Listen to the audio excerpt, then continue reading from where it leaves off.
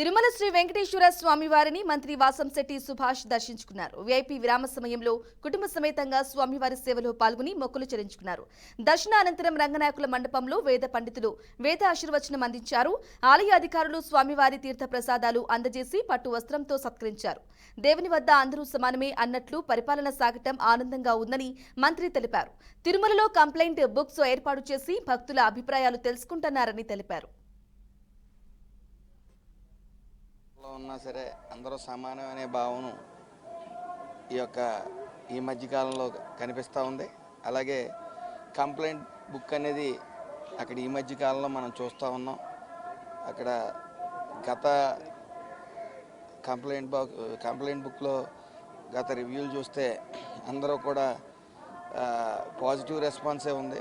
ప్రసాదం మనందరికీ తెలుసు, ప్రసాదం యొక్క నాణ్యత బాగా పెరిగింది. అలాగే ఈ మధ్యకాలంలో కూడా భక్తి భావాలు విపరీతంగా పెరిగాయి. ఏదేమైనప్పటికీ ఈ కరోనా తర్వాత ప్రాణం విలువ, మనిషి విలువ, అలాగే ఈ ముట్టుకుంటే చనిపోయే రోజు వస్తుందని జనాలు గ్రహించిన తర్వాత భక్తి భావాలు కూడా బాగా పెరిగాయని మాత్రం మనం చెప్పొచ్చు. అలాగే చాలా పరిశుభ్రంగా ఈ యొక్క ప్రసాదాలలో నాణ్యత పెంచమని నారా చంద్రబాబు నాయుడు గారు ప్రత్యేక శ్రద్ధ తీసుకోవడం ఇక్కడే కాదు, ప్రతి ఆలయాల్లో కూడా ప్రసాదాల యొక్క నాణ్యత పెరిగాయి, భక్తి భావాలు కూడా పెరిగాయి. పదవుల్లో ఉన్నా సరే అందరూ సమానం అనే భావన ఈ మధ్యకాలంలో